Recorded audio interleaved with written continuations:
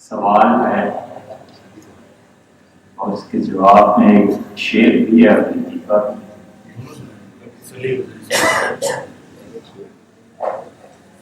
آپ سے یہ دریافت کرنا ہے کہ وہ گناہ جو جنس اور شراب وغیرہ سے تعلق کرتے ہیں، آپ کا رویہ اعتبار میں اتنا نرم کیوں کہ آپ چاہتے ہیں کہ لوگ یہ گناہ کریں، اور ایسے ہی آپ جھوٹی روایات بھی بیان کرتے ہیں. مثلاً آپ نے ایک جمعے کو یہ کہا کہ رجم کے دوران مرد عورت کو بچا رہا ہے.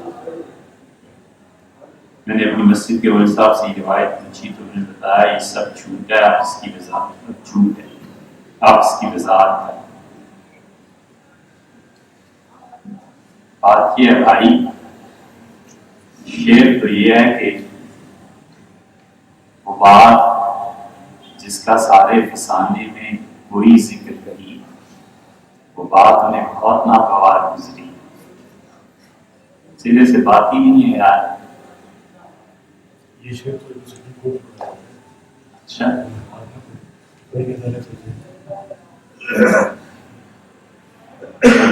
بھی ایسے ہی ہے، لیکن جیسا سوال ہے ویسے ہی جواب ہو سکتا ہے. خاتون کی ایسی بیچاری ہماری طرح لڑکا وہ ناشتہ لینے جا رہا تھا، اس میں انڈے خریدے، ڈبل روٹی گھر میں ہوتا ہے. اس کنارے سے گزر رہا تھا، اس کنارے پہ تھی روڈ کے، تو شور مچانا شروع کر دیا کہ اس نے مجھے بہت تنگ کیا ہے، چھیڑا ہے. یہ راہگیر جمع ہو گئے. اس نے کہا یہ کچھ خدا کا خوف کرو، ہمارے ہاتھ میں ڈبل روٹی، ایک میں انڈے، یہ سب چیزیں پکڑی. میں نے کب چھیڑا اور آپ اس کنارے پہ ہم اس کنارے پہ. اس نے کہا تمہاری لچھن خوب جانتی ہوں کہ تم روٹی رکھو گے، پھر انڈے بھی رکھ دو گے، پھر تم روڈ کراس کرو گے، پھر میرے پاس آؤ گے، پھر ایسے کرو.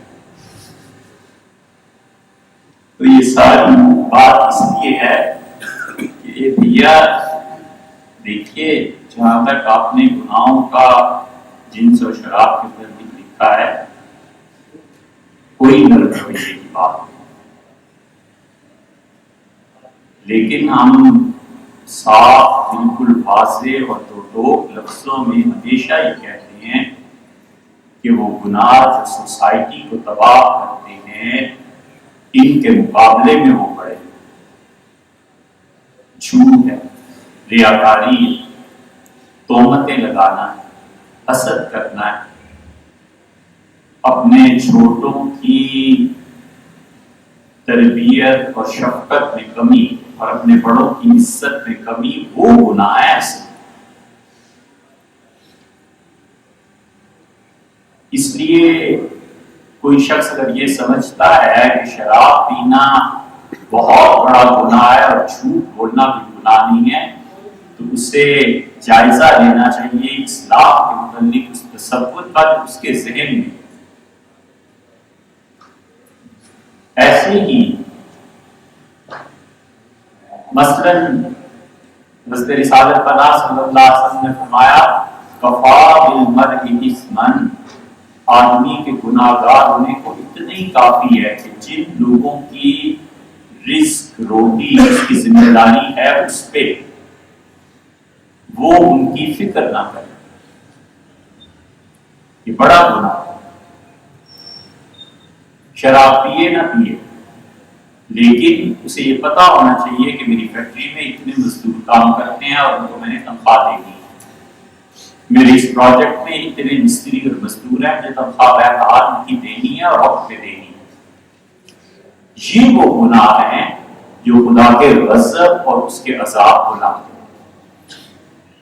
ہم گناہوں کے تقابل میں یہ کہتے ہیں اور بالکل ہم اس پہ اب تک قائم ہیں کہ جن گناہوں کو لوگ برا سمجھتے ہیں، جنس اور شراب کو، یہ اس سے کم درجے کا گناہ ہے جتنا لوگوں کے لیے تکالیف کا باعث ہوتے ہیں. گاڑی کا غلط پارک کر دینا یہ شراب سے بہتر ہے.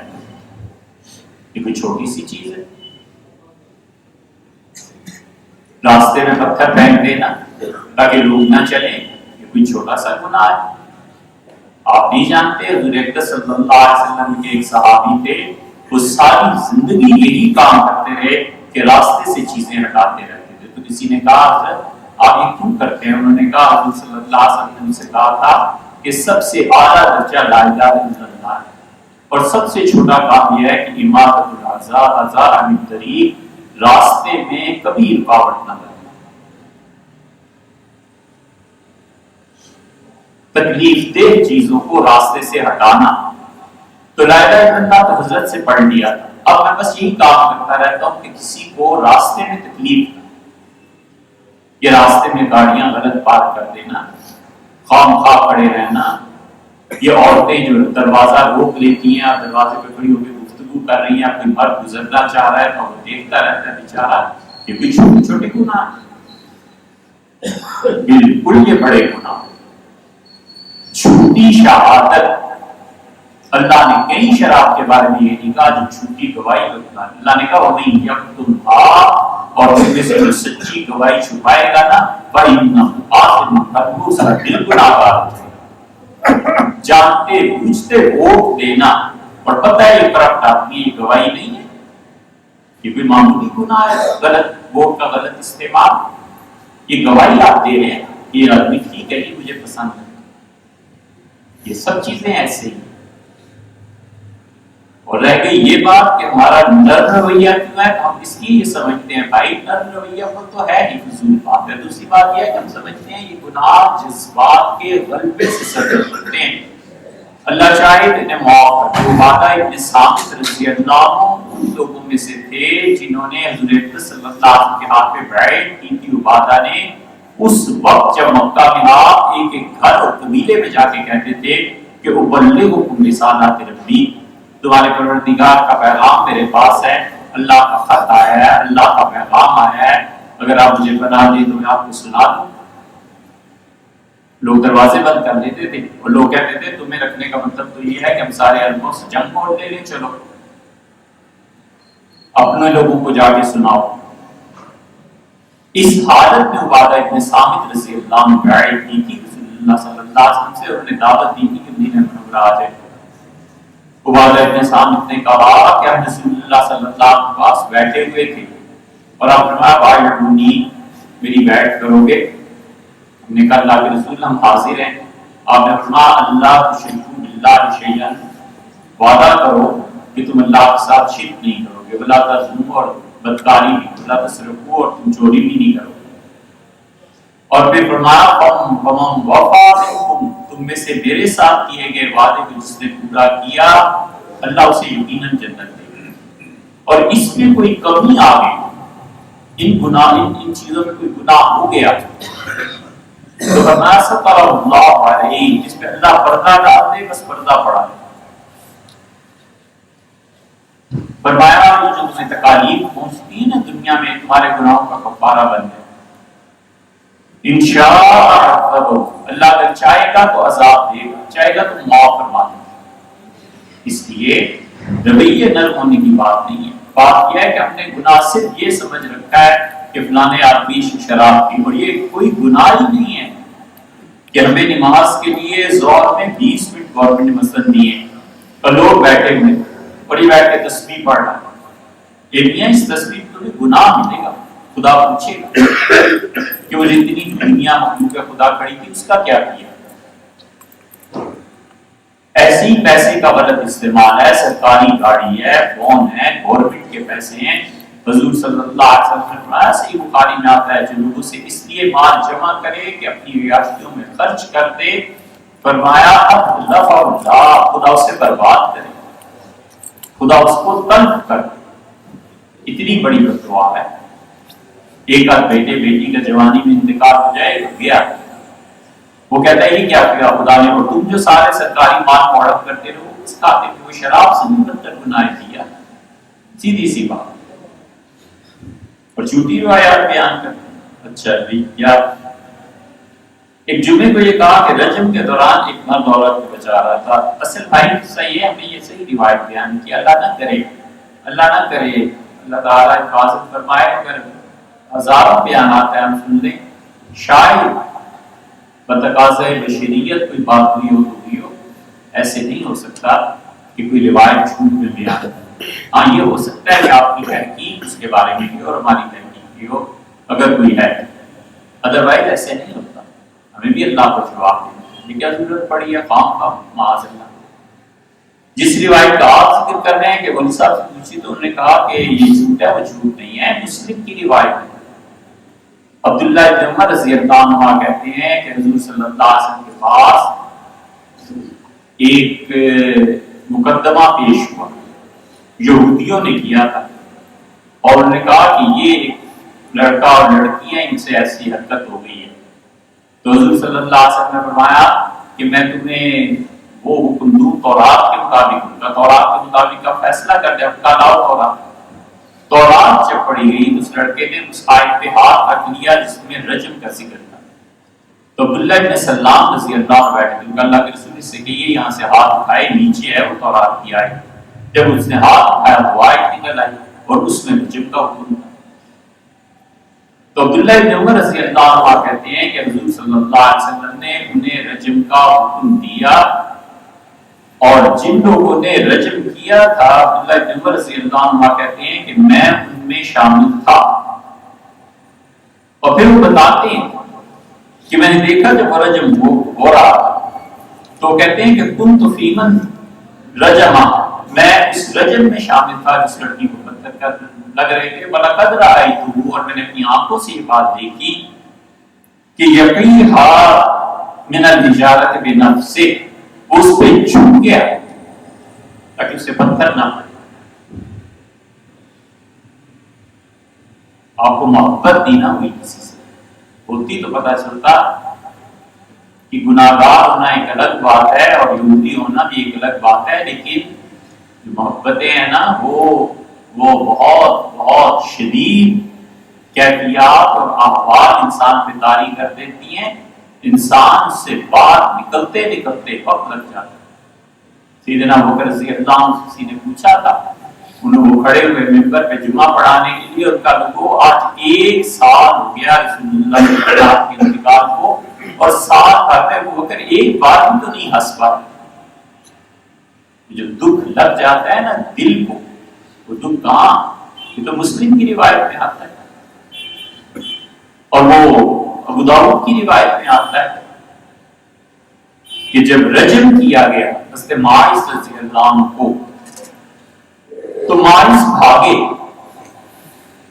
تو کسی نے رجم کے عمل کے دوران اونٹ کی ایک ہڈی اٹھائی اور ماعز رضی اللہ عنہ کو ماری اور ان کا انتقال ہوا۔ تو حضور صلی اللہ علیہ وسلم تک جب یہ رپورٹ آئی تو آپ نے اپنے ناراضگی کا اظہار فرمایا، اور آپ نے فرمایا جب وہ بھاگ رہا تھا تو تم نے کیوں نہیں اسے بھاگنے دیا؟ وَيَتُوبُ اللَّهُ عَلَيْهِ، ممکن ہے وہ اللہ سے توبہ کر رہا اور اللہ کو معاف کر دے۔ یہ نہیں فرمایا کہ ٹھیک کیا اسے تم نے مار دیا، یہ فرمایا کہ جب وہ بھاگ رہا تھا تو کیوں تم نے اس کا پیچھا کیا، منع فرما دیا اس چیز سے۔ یہ رسول اللہ صلی اللہ علیہ وسلم طرز عمل ان لوگوں کے لیے ہے جو اپنے جذبات کے غلبے سے بہت جاتے ہیں۔ یہ ہوتا ہے، انسانی زندگی ہے، خاصہ ہے، لیکن یہ تھوڑا ہی ہے کہ کوئی جھوٹ جذبات کے غلبے سے بولتے، وہ جھوٹ عادت ہے، وہ عادت کیسے ختم کرے گا؟ شراب پینا اتنی بری چیز ہے، سیدنا علی رضی اللہ عنہ کہتے تھے میں خدا کی ہر حد کے بارے میں ڈرتا ہوں کہ میں کسی کو کچھ کہوں، کسی پہ حد جاری کروں۔ خلافت کے دور میں فرماتے میں کسی پہ حد جاری کروں اور وہ مر جائے اللہ مجھ سے پوچھے۔ فرماتے بس یہ شراب سے مجھے اتنی نفرت ہے کہ میرا جی چاہتا ہے اتنی شدید سزا کو مر جائے اور میں اس کی دیت ادا کروں۔ یہ سب نفرتیں، لیکن اس سے کہیں بدتر جھوٹ بولنا ہے، اس سے کہیں بدتر لوگوں کے مال کا حسد کرنا، ان گناہوں سے کہیں بدتر چیز ہے غیبت کرنا، جو کسی میں عیب نہیں ہے اس میں وہ عیب تلاش کرنا۔ اللہ کیا کہتا ہے؟ لگتا ہے وَيْلٌ لِّلْمُطَفِّفِينَ، برباد ہو گئے وہ لوگ جنہوں نے ناپ تول پورا نہیں کیا۔ ناپ تول کہاں پورا کرتے ہیں؟ ہم کسی کی تعریف کرتے ہیں تو پیغمبر علیہ السلام سے ذرا سا کم درجہ ہوتا ہے، وہ کرنا تو سب کچھ ہے، اور کسی کی مذمت پہ آتے ہیں تو اس کی ساری نیکیاں بلا دیتے ہیں کہ اس نے یار 2 وقت ساتھ بیٹھ کے کھانا کھایا ہے، کبھی ہمارے ساتھ نیکی کی ہے، کبھی ہنس کے ملا ہے۔ یہ ہمارے پیمانے، یہ گناہ نہیں ہے، اور خدا کچھ نہیں پوچھے گا، خدا بس یہی پوچھے گا کہ یہ 2 گناہ نہیں۔ جو شخص حرام مال کماتا اس سے قرض لینے کی گنجائش ہے، بالکل ہے بھی، یہ بھی بڑا خراب سوال ہو گیا۔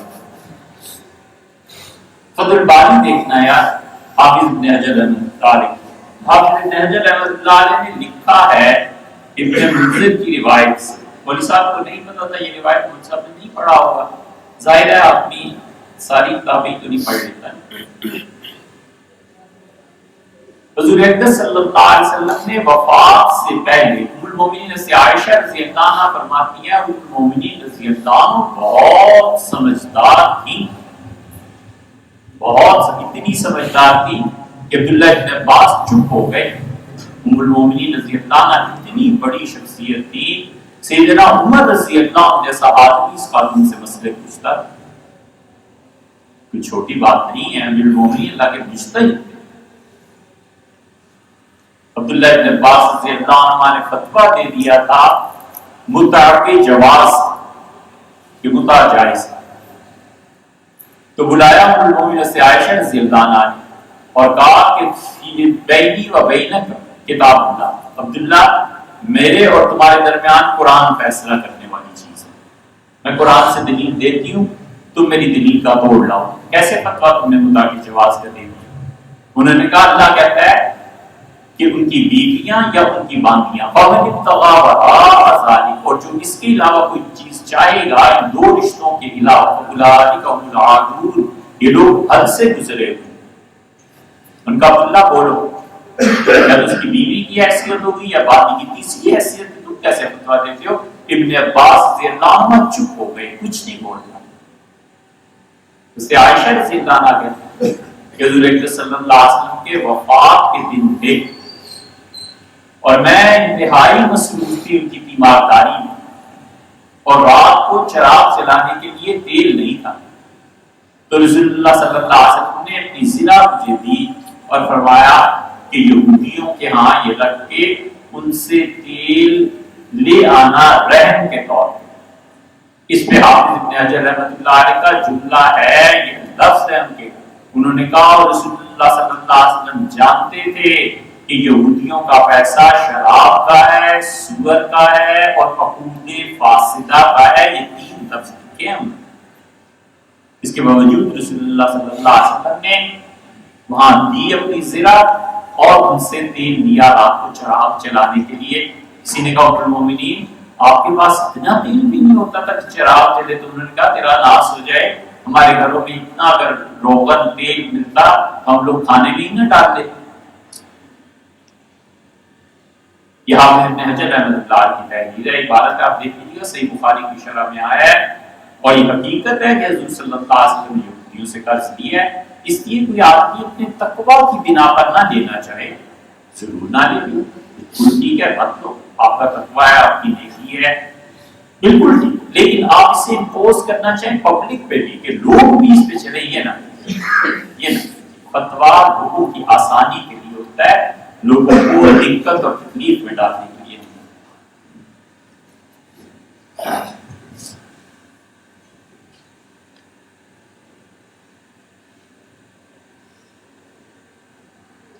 سوشل میڈیا پہ کچھ بلاگرز نے رسول پاک صلی اللہ علیہ وسلم، صحابہ رضی اللہ عنہ اور اسلام کے حوالے سے گھٹیا اور توہین آمیز باتیں کی۔ یہ بلاگرز مرتدین کہلائیں گے یا نہیں؟ ان کے اس طرز عمل پر مسلم معاشرے کی کیا ذمہ داری ہے؟ نیز علماء کرام ایسے لوگوں کے حوالے سے لوگوں کو کیا رہنمائی دے گا؟ جنہوں نے بھائی ایسی باتیں کی ہیں نا، پہلے تو بات سننی چاہیے کہ کیا کہا کیا، اگر اس میں واقعی کوئی توہین کی بات ہے تو یہ وہ جانے اور مفتی حضرات جانے، عام پبلک کی بات نہیں ہے کہ عام پبلک کو یہ اجازت دے دی جائے کہ وہ اٹھ کے کسی کو اسلام کی توہین پہ قتل کر۔ ایک ہے رسوم کفر اور ایک ہے التزام کفر، دونوں میں فرق ہے۔ ایک آدمی نے کفر کا جملہ کہا، کفر کا جملہ کہنے سے کیا وہ کافر بھی ہو جائے گا؟ دونوں باتوں میں فرق ہے۔ ہر آدمی جو کفر کا جملہ بولتا ہے کافر بھی ہو جایا کرتا، مرتد بھی ہو جایا کرتا، اس جملے کے متعلق سوچنا پڑتا ہے کہ آدمی نے کیوں کہا، کس حالت میں کہا، کس کو کہا، الفاظ کیا تھا۔ اس کی بڑی واضح مثال ہے حضور صلی اللہ علیہ وسلم کو فرمانا، وہ حدیث جو آپ نے یقیناً سنی ہوگی کہ اللہ اپنے بندے کی توبہ سے کتنا خوش ہوتا ہے۔ صحیح حدیث بخاری شریف وغیرہ میں آتا ہے اس کے آخر پہ کہ وہ بندہ خوشی سے کہتا ہے، وہ اونٹ اس کو نظر آتا ہے وہ خوشی سے کہتا ہے کہ تو میرا بندہ ہے اور میں تیرا بندہ۔ یہ کفر کا جملہ ہے لیکن اس سے حالت فرحت، حالت خوشی میں صادر ہوا ہے، اسے کون کافر کہہ سکتا ہے؟ معلوم اس مسئلے کو سمجھے ہیں نا، اسی لیے وہ کہتے ہیں گفتگو عاشقہ درکار رب۔ عاشقوں نے جو کچھ اپنے پروردگار کے بارے میں کہا ہے، جو شیشے عشق نہ درکے ادب کو نہیں چھوڑا، محبت کا جوش اور جذبہ۔ تو کہنے کا مقصد یہ ہے کہ ہر آدمی کو ہم مرتد قرار نہیں دے سکتے، یہ ساری چیزیں ایسی ہیں۔ اور پھر رہے گی یہ بات کہ ہم مرتدین کہلائیں گے یا نہیں کہلائیں گے، یہ جائیے کورٹ میں جائیے، شریعت کورٹ ہے، اس سے فیصلہ کرائیے، ہم اس میں دخل۔ علماء کرام کو ایسے لوگوں کے حوالے سے کیا رہنمائی؟ علماء کرام سے پوچھیں، علماء جانتے ہوں گے کیا رہنمائی۔ ہمیں تو یہ معلوم ہے کہ رسول اللہ صلی اللہ علیہ وسلم محبا، جس دن آپ نے جھوٹا ارشاد فرمایا تھا، حضرت انس رضی اللہ عنہ کہتے تھے مدینہ منورہ میں عید کا دن تھا گویا، اتنے لوگ خوش تھے کہ ایک دوسرے کو مبارکباد دے رہے تھے۔ انہوں نے کہا حضور صلی اللہ علیہ وسلم فرمایا کہ المرء مع من احب، انسان اسی کے ساتھ پایا جائے گا جن سے محبت کرتا ہے۔ ایک آدمی آیا اور اسے کہا اللہ کے رسول، نہ تو میرے پاس بھی اتنی زیادہ نیکی ہیں، نہ میں کوئی اچھا آدمی ہوں، میرا انجام کیا ہو؟ بس ایک چیز ہے، مجھے آپ بڑے اچھے لگتے ہیں۔ حضور صلی اللہ علیہ وسلم انسان اسی کے ساتھ پایا جائے گا جس سے وہ محبت کرتا ہے۔ اتنے خوش تھے صحابہ رضی اللہ عنہ نے کہا میں سے کوئی بھی اچھا نہیں، کسی کے پاس نیکیاں نہیں، لیکن ان سے محبت ہے۔ اٹ مینس کہ قیامت میں ہم ان کے ساتھ پائے جائیں۔ یہ جو محبتیں ہیں نا، یہ کوئی تھوڑا سا اثر نہیں رکھتی۔ قرآن کیا کہتا ہے؟ اللہ کہتا ہے وَمَنْ صَلَحَ مِنْ آبَائِهِمْ، اور تم میں سے جو آدمی نیک ہے، وَمَنْ صَلَحَ مِنْ آبَائِهِمْ، اس کے باپ دادا جو نیک ہے ان کو بھی اس کی نیکی سے فائدہ ہے۔ وَأَزْوَاجِهِمْ، دونوں ترجمے کیے گئے، اگر ان کے شوہر اور بیوی ہیں، اور ازواج کا مطلب دوست بھی، اور جو اس کے دوست ہیں اس نیک آدمی، وذریاتہ، اور جو اس کے شاگرد اور اولاد ہیں، اللہ نے کہا اس کی محبت سے سب کو فائدہ پہنچے گا قیامت۔ اس لیے اپنا کے اچھے بندوں کے ساتھ محبت اور تعلق، اور اللہ معاف کرے وہ لوگ جو اسلام کی توہین اور ایسی چیزیں کہتے ہیں، اپنا وزن آپ کس پلڑے میں ڈالنا چاہتے ہیں؟ سیدھی سی توراۃ کی ہنری وغیرہ نے شرح لکھی، آپ سے دیکھیے گا، اس میں آیا ہے کہ حضرت ابراہیم علیہ السلام کے لیے جب آگ لگائی گئی نا، تو اس روایت کا جو اب سنا رہے ہیں یہ بائبل کی اس میں ہے، لیکن جو صحیح روایت ہے وہ حضور صلی اللہ علیہ وسلم فرمائی ہے، وہ اور ہے، بعد میں سنا۔ حضور اکرم صلی اللہ علیہ وسلم نے فرمایا، بلکہ پہلے وہ بات اس گئے کہ آدمی جن کے ساتھ محبت کرتا ہے نا، اس کے اثرات پہنچتے ہیں۔ حضرت جعفر صادق رحمۃ اللہ علیہ کی روایت میں آتا ہے سیدنا حسن ابن علی رضی اللہ عنہ طواف کر رہے تھے، تو کسی نے پوچھا کہ حسن سب سے زیادہ سخی کون ہے؟ ان کا اللہ، اس کا پھر ان کا اللہ کے رسول صلی اللہ علیہ وسلم کا پھر، انہوں نے کہا پھر وہ جو تیرے لیے مشکل ہو اس میں کام آئے۔ اس کو چلتے چلتے سیدنا جعفر صادق رحمۃ اللہ علیہ کہتے ہیں اتنے بڑے لوگ تھے یہ، امام جواد جو تھے نا، یہ 10 سال ان کی عمر تھی، اور لوگ آپ کے مسائل مدینہ منورہ میں سے پوچھتے تھے۔ گھرانہ ہی سارا علم سے بھرا ہوا۔ حضرت جعفر صادق رحمۃ اللہ علیہ سے کسی نے بیان کیا، انہوں نے کہا حضور صلی اللہ علیہ وسلم سے پوچھا گیا کہ اللہ کے رسول سب سے بڑا جواد، جواد کا مطلب کھلے دل کا، جواد کا مطلب خرچ کرنے والا، جواد کا مطلب بغیر نفرے کے دفع اٹھائے لوگوں سے انہیں فائدہ پہنچائے۔ تو انہوں نے کہا کہ حضرت رسالت مآب صلی اللہ علیہ وسلم سب سے بڑا جواب تو اللہ ہے جو تمہیں دیتا ہے اور تم سے کچھ نہیں دیتا، اور فرمایا اس کے بعد اللہ کے مخلوق میں سب سے پہلے میں ہوں، اور پھر رسول اللہ صلی اللہ علیہ وسلم میرے بعد وہ آدمی ہیں جو تمہیں تعلیم دے، علم سکھائے اور علم کے عوض میں تم سے معاوضہ نہ دے۔ اور فرمایا تم جانتے ہو قیامت میں وہ شخص پوری امت بنا کر کھڑا کیا جائے گا، یعنی جتنا کسی امت کو اللہ اجر دیتا ہے اس اکیلے شخص کو دے گا۔ یہ سب چیزیں اسی لیے ہیں کہ وہ بائبل میں بھی انسان اپنا وزن کہاں ڈالتا ہے، لکھا ہے کہ چڑیا حضرت ابراہیم علیہ السلام کو آگ میں ڈالنے کے لیے جب ساری تیاری ہوگی تو چڑیا بار بار چونچ میں پانی بھر کے لاتی تھی اور ڈالتی، کسی نے سمجھایا اور اسے کہا ایک لو بھی لگ گئی نا تجھے تو بن جائے گی، یہ کیا کرتی ہے؟ اس نے کہا میں جانتی ہوں کہ میری چونچ کے پانی سے ہی آگ کیا بجھے گی، لیکن اللہ قیامت میں جب لوگوں کو اٹھائے گا تو دو گروہ ہوں گے، ایک گروہ وہ جنہیں جلانے کے لیے تھا اور ایک گروہ جس پہ راضی نہیں تھا، تو میں چاہتی ہوں خدا مجھے اس گروہ میں سے اٹھائے جو ابراہیم علیہ السلام کے جلانے پہ راضی ہے۔ اس لیے جو میڈیا میں اسلام کے خلاف اس قسم کی چیزوں میں ملوث ہے نا، بچا کے آدمی کو اپنے آپ کو رکھنا چاہیے۔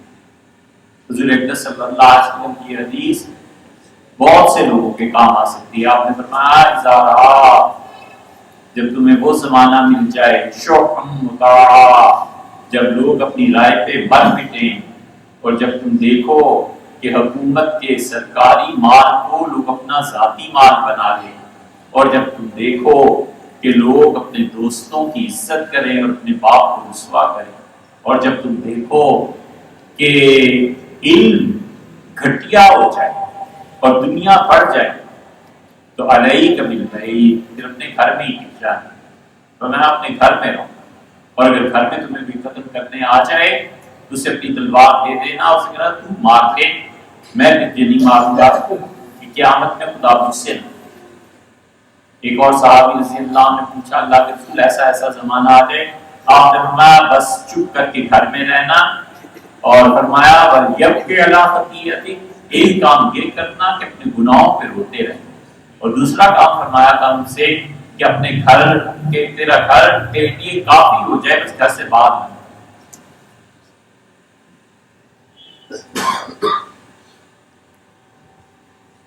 ہمارا تعلق دہی علاقے سے جس میں چند قادیانی آباد ہیں، مالی طور پہ مضبوط ہیں، ان میں ایک گرانہ خاصا متوقل ہے اور قرض وغیرہ دیتے ہیں۔ ایسے شخص سے عام مسلمانوں کا قرض امداد وصول کرنا شرعاً کیسا ہے؟ نہیں بھائی، ایسے لوگوں سے تعلقات نہیں ہیں۔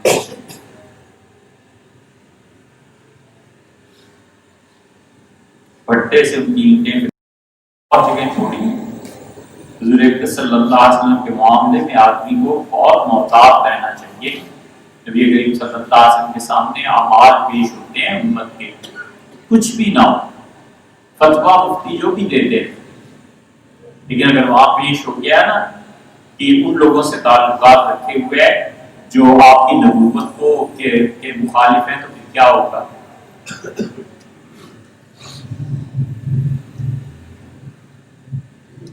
رقم لے کے کسی دوسرے طالب علم کے لیے تھیسس تیار کرنا، یہ ایسی چیزیں ہیں، ان اعمال میں سے ہیں جو رسول اللہ صلی اللہ علیہ وسلم شاعری کے متعلق پوچھا گیا تھا، آپ نے کہا شاعری کا اچھا ہے، برا برا ہے۔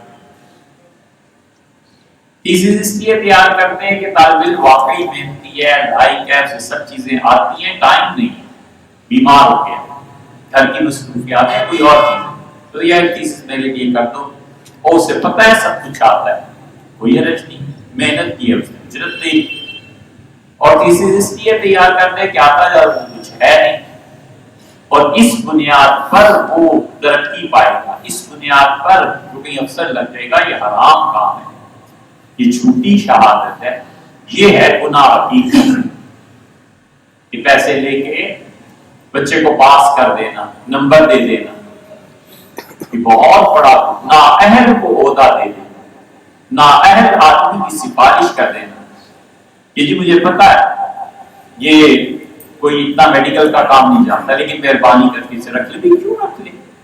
جب اہل نہیں ہے تو آپ اس کو عہدہ کیوں دے رہے ہیں؟ حضور اکرم صلی اللہ علیہ وسلم نے اسی لیے فرمایا تھا اذا وسد الامور الى غیر اہلہا، اور جب تم دیکھو کہ عہدے ان لوگوں کو ملنے لگے ہیں جو اس کے اہل سرے سے ہیں ہی نہیں، فانتظر الساعۃ، تو بس قیامت کا انتظار۔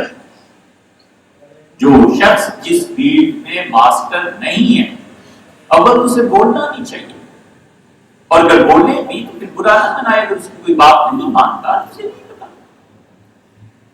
اب آدمی ہر فیلڈ تھوڑے ہی پڑھ لکھ لیتا ہے، بہت سی چیزیں ایسی ہیں جن میں انسان کو نہیں خبر ہوتی، اس لیے نااہل کی ترقی میں سفارش کرنا یہ کبیرہ بدترین کبیرہ، یہ شراب سے بدتر گناہ ہے۔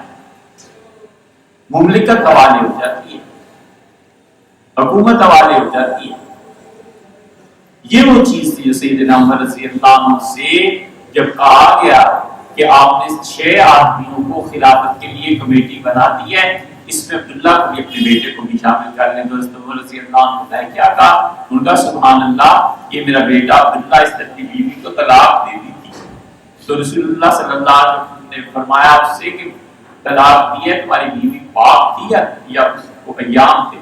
تو اس کا ایام کی حالت ہے، تو رسول اللہ صلی اللہ علیہ وسلم نے رجوع کا حکم دیا تھا، اور ناراض بھی ہوئے تھے کہ اس بیچاری کی عدت زیادہ کر رہے ہیں۔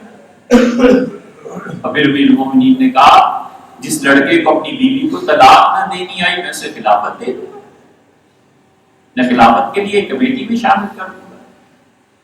یہ کرائیٹیریا ہے، یہ معیار ہے۔ شریح رحمۃ اللہ علیہ قاضی تھے، اور شریح کو قاضی مقرر کیا تھا سیدنا عمر رضی اللہ عنہ نے۔ پوری خلافت راشدہ گزری ہے، شریح کہیں نہیں ہے، قاضی ہے۔ حضرت عثمان رضی اللہ عنہ کا دور گزرا، سیدنا علی رضی اللہ عنہ کا دور گزرا، پھر انہوں نے ساری جنگیں لڑائی، اپنی جگہ سے وہ نہیں ہے۔ سیدنا علی رضی اللہ عنہ نے ان کے خلاف، سیدنا علی رضی اللہ عنہ کا مقدمہ کیا تھا، انہوں نے سیدنا علی رضی اللہ عنہ کے خلاف فیصلہ کر دیا۔ شریح اتنے مسلم آدمی تھے، سیدنا عمر رضی اللہ عنہ نے کہا اٹھ شریح فیصلہ کر، افضل عرب، عربوں میں بہترین قاضی تم۔ شریح کے بیٹے نے کہا کہ والد اگر یوں کاروبار کر لیا جائے اور یہ کر لیا جائے تو آپ کا کیا خیال ہے؟ کیونکہ میرا ایک شریک ہے اور مقدمہ کا لانا ہے آپ کے پاس، اور یہ چیز ہے۔ شریح رحمۃ اللہ علیہ نے اگلے دن اپنی بیٹے کے خلاف فیصلہ بھی دیا اور جیل میں ڈلوا دیا۔ تو بیٹے نے شکایت کی، کہا اگر یہی کچھ کرنا تھا تو مجھے کل بتا دیا ہوتا، ان کا کل بتا دیا ہوتا تو اس عہدے کے قابل نہیں کرتا۔ یہ لوگ یہ جو اہل ہے اس کو لا، جو صحیح آدمی ہے اس کا انتخاب۔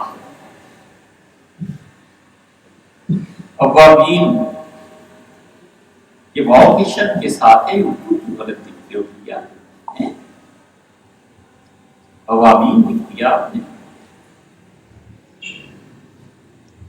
حدیث کا بھی حوالہ دیں، مذاہب بھی بتا دیں، سارے کام کرتے ہیں۔ اوابین جو ہے نا، اواب کہتے ہیں رجوع کرنے والے۔ حضرت داؤد کی سلیمان علیہ السلام کا تذکرہ آیا ہے، اللہ نے کہا انہ اواب، وہ ہمارا بندہ بہت رجوع کرنے والا تھا۔ حضرت داؤد علیہ السلام نے غالباً کے متعلق قرآن میں اواب کا لفظ، ان کے بیٹے کے متعلق دیکھ لیجیے۔ تو حضرت داؤد علیہ السلام کو جب اللہ نے نبوت دی، حضور صلی اللہ علیہ وسلم عابد الناس، اللہ سب سے زیادہ عبادت کرنے والا۔ عبادت کس کو کہتے ہیں؟ ایک جڑی بوٹی ہوتی ہے، اس جڑی بوٹی میں ایک چیز تو یہ پائی جاتی ہے جس کی خوشبو بڑی اچھی ہوتی ہے، اور اس کا نقصان یہ ہوتا ہے کہ گرم بہت ہوتی ہے، اور اونٹ اسے کھاتے ہیں۔ اونٹ کھاتے ہیں تو اس کا فائدہ انہیں یہ ہوتا ہے کہ دودھ زیادہ ہو جاتا ہے، گوشت لذیذ ہو جاتا ہے۔ اس جڑی بوٹی کے لیے عبید کا لفظ استعمال کیا جاتا ہے، کیونکہ اس جڑی بوٹی کا کھانا، منہ کو جلانا، یہ ابتدا ہے، اور انتہا اس کی یہ ہے کہ دودھ میں اور گوشت میں اضافہ، منہ بولے ہو جاتے ہیں۔ تو عبادت کو اسی لیے عبادت کیا کہا جاتا ہے کہ عبادت کے آغاز میں شوق بھی ہوتا ہے، خوشبو ہے نا جڑی بوٹی کی، اور اس کے ساتھ ساتھ مشقت بھی ہوتی ہے، اتنی عبادت کون کرے، لیکن اس کی انتہا یہ ہے کہ دودھ اور گوشت میں اضافہ ہو جاتا ہے، یعنی اللہ کی رضا کی عبادت، اس کو کہتے ہیں رضوان۔ اس لیے حضرت داؤد علیہ السلام کے اندر لکھا ہے کہ عبادت الناس، اللہ کی سب سے اچھی عبادت کرنے والا، روزہ رکھتے تھے ایک دن، پھر دوسرے دن ناغا کرتے تھے، پھر ایک دن روزہ رکھتے تھے، دوسرے دن ناغا کرتے تھے۔ بہت مشکل ہے، یا تو مسلسل روزے رکھتا رہے تو عادت پڑ جاتی ہے نا صبح شام کھانے کی، وہ بھی نہیں، ایک دن 3 وقت کھایا اور ایک دن 2 وقت کھایا، ایک دن صبح اٹھا اور ایک دن دیر سے، بڑا مشکل ہے۔ اور داؤد علیہ السلام نے جب حکومت ملی تو انہوں نے کہا کہ اللہ نے اتنا فضل فرمایا، انہوں نے ایک عبادت کے لیے گھر میں کمرہ مخصوص کر دیا، اور ان کا 24 گھنٹے خدا کی عبادت ہوتی ہے۔ کوئی نہ کوئی آتا تھا، پھر دوسرا اٹھ جاتا تھا، پھر داؤد علیہ السلام خود تشریف لے آتے تھے، پھر چلے جاتے تھے، پھر ان کے بیٹے سلیمان علیہ السلام آتے تھے۔ بہت عبادت، اللہ نے کہا انہ یہ ہمارا بندہ ہماری طرف رجوع کرنے والا۔ تو اوابین کہتے ہیں اس نماز کو جس میں رجوع کیا جائے۔ اوابین کی نماز کون سی ہوتی ہے، اس پہ ہے اختلاف علماء کا۔ کچھ کا خیال یہ ہے کہ اوابین کی نماز یہ چاشت کی نماز کہلاتی ہے، جو صبح پڑھی جاتی ہے۔ ام المومنین حضرت عائشہ رضی اللہ عنہا اس کی بڑی پابندی کرتی تھی، کہتی تھی کہ اگر میرے والد بھی قبر سے اٹھ کے آئے نا اور منع کرے، مطلب سمجھانے کے لیے کہتی تھی میں پھر بھی نہ چھوڑوں اس نماز کو۔ حضور صلی اللہ علیہ وسلم نے اس نماز کو پڑھا۔